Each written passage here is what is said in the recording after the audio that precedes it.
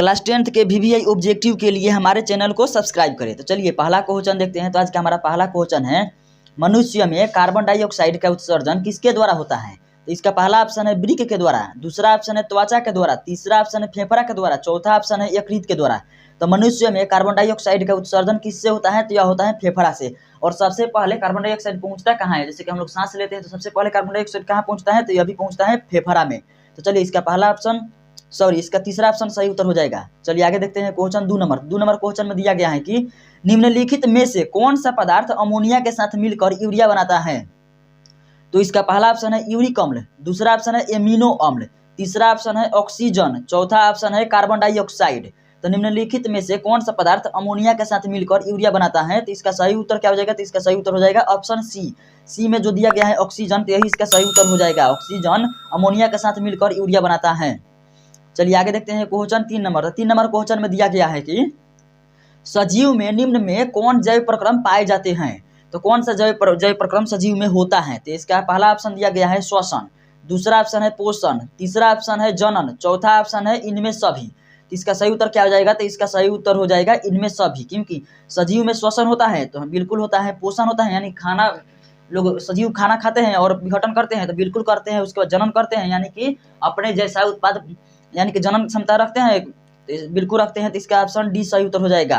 चलिए आगे देखते हैं क्वेश्चन। अगला क्वेश्चन है 4 नंबर। तो 4 नंबर क्वेश्चन में दिया गया है कि अमीबा अपना भोजन ग्रहण करता है। तो अमीबा अपना भोजन किसके द्वारा ग्रहण करता है? तो इसका पहला ऑप्शन है दांत द्वारा, दूसरा ऑप्शन है भोजन रसधानी द्वारा, तीसरा ऑप्शन है केंद्रक द्वारा, चौथा ऑप्शन है कुटपाद द्वारा। तो अमीबा अपना भोजन ग्रहण करता है तो किसके द्वारा ग्रहण करता है? तो यह बहुत ही आसान क्वेश्चन है, इसका सही उत्तर हो जाएगा कुटपाद द्वारा।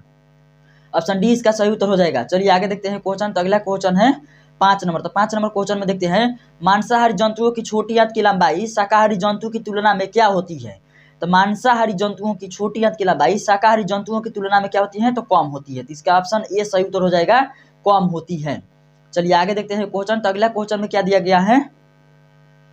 तो अगला क्वेश्चन में दिया गया 6 नंबर, मानव हृदय में कितने कोष्ठ होते हैं? तो इसका पहला ऑप्शन है 2 कोष्ठ होते हैं, दूसरा ऑप्शन है 8 कोष्ठ होते हैं, तीसरा ऑप्शन है 1 कोष्ठ होता है, चौथा ऑप्शन है 4 कोष्ठ होते हैं। तो कौन कौन सा कोष्ठ होते हैं? तो पहले ये जान लेते हैं। एक होता है दायां अलिंद, एक होता है बायां अलिंद, फिर होता है एक दायां नीलीय और एक होता है बायां नीलीय। तो 4 को हो गया, तो इसीलिए इसका सही उत्तर क्या हो जाएगा? तो कितने कोष्ठ होते हैं? तो यह होते हैं 4। तो ऑप्शन डी इसका सही उत्तर हो जाएगा 4। आगे क्वेश्चन है 7 नंबर। तो 7 नंबर क्वेश्चन में दिया गया है कि निम्नलिखित में कौन एक अपघटक है? तो अपघटक इनमें से कौन सा एक है? तो इसका पहला ऑप्शन है शैवाल, दूसरा है गोल कृमि, तीसरा ऑप्शन है बैक्टीरिया, चौथा ऑप्शन है अमरबेल। तो इनमें से कौन सा एक अपघटक है? तो इसका सही उत्तर हो जाएगा बैक्टीरिया। तो ऑप्शन सी इसका सही उत्तर हो जाएगा। चलिए आगे देखते हैं क्वेश्चन 8 नंबर। तो 8 नंबर क्वेश्चन में दिया गया है कि क्लोरोफिल अणुओं को क्या कहते हैं? तो इसका पहला ऑप्शन है प्रकाश संश्लेषण इकाई, दूसरा ऑप्शन है प्रकाश संश्लेषण, तीसरा ऑप्शन है प्रकाश संश्लेषण अंगक, चौथा ऑप्शन है इनमें से कोई नहीं। तो क्लोरोफिल अणुओं को क्या कहते हैं? तो इसका सही उत्तर हो जाएगा प्रकाश संश्लेषण इकाई कहते हैं। अगर जो प्रकाश संश्लेषण इकाई ऑप्शन में नहीं रहेगा ना, तब आप लोग क्लिक कीजिएगा प्रकाश संश्लेषण अंगक पर, तब ऑप्शन सी इसका सही उत्तर हो जाता है। लेकिन प्रकाश संश्लेषण जब इकाई रहेगा ना, तब आप लोग इसी पर क्लिक करने की कोशिश कीजिएगा। चलिए आगे देखते हैं क्वेश्चन 9 नंबर। 8 नंबर हो गया। 9 नंबर देखते हैं, ट्रिप्सिन नामक एंजाइम में पाया जाता है। तो ट्रिप्सिन नामक एंजाइम इनमें से जो 4 ऑप्शन दिया गया है ना, इनमें से किस में पाया जाता है?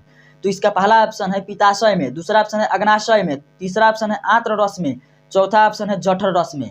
तो ट्रिप्सिन नामक एंजाइम किस में पाया जाता है? तो इसका सही उत्तर हो जाएगा अग्नाशय रस में। ऑप्शन बी इसका सही उत्तर हो जाएगा अग्नाशय रस में।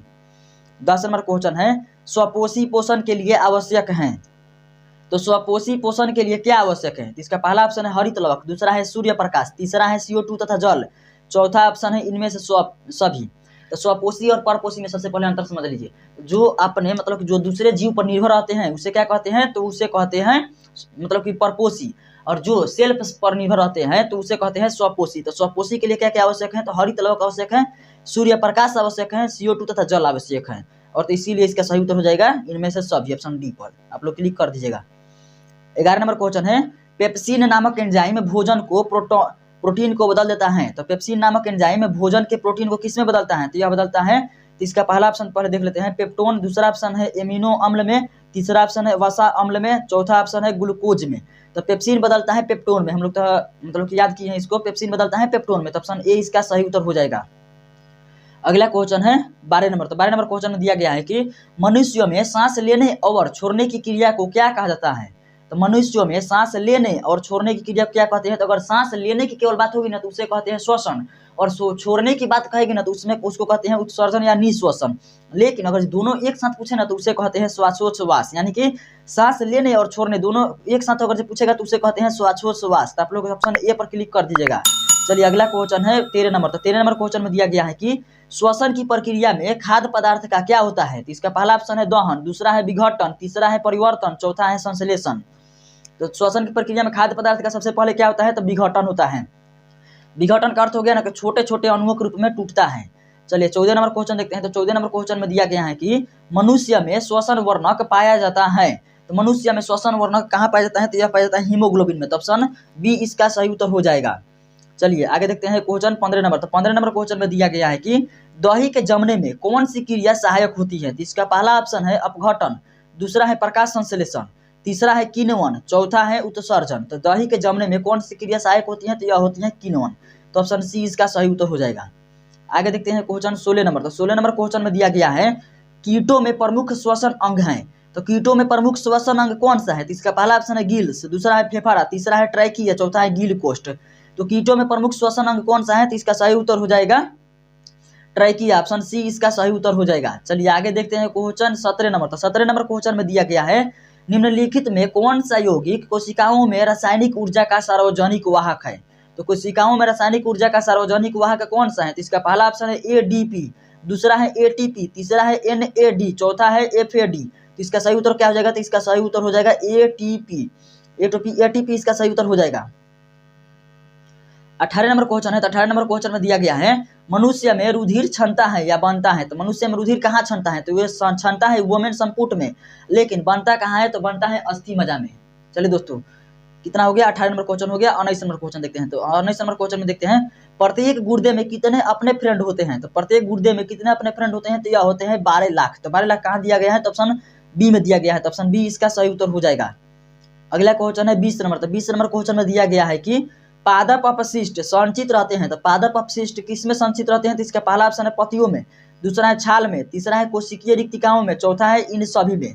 तो पादप अपशिष्ट संचित रहते हैं तो किस में संचित रहते हैं। तो यह रहते हैं मतलब पत्तियों में भी रहते हैं, छाल में भी रहते हैं, कोशिकीय रिक्तिकाओं में भी रहते हैं। तो इसीलिए इनका सभी उत्तर सही उत्तर हो जाएगा। ऑप्शन डी इसका सही उत्तर हो जाएगा। तो चलिए दोस्तों आज के लिए इतना ही। वीडियो देखने के लिए धन्यवाद। Thanks for watching this video. और ये बायोलॉजी क्या था, कौन सा लेसन था। तो यह पहला लेसन था और पहला लेसन हम लोग 20 क्वेश्चन कर लिए हैं। फिर अगला लेसन जो आएगा ना उसमें हम लोग फिर 20 क्वेश्चन करेंगे तो पहला पार्ट खत्म हो जाएगा।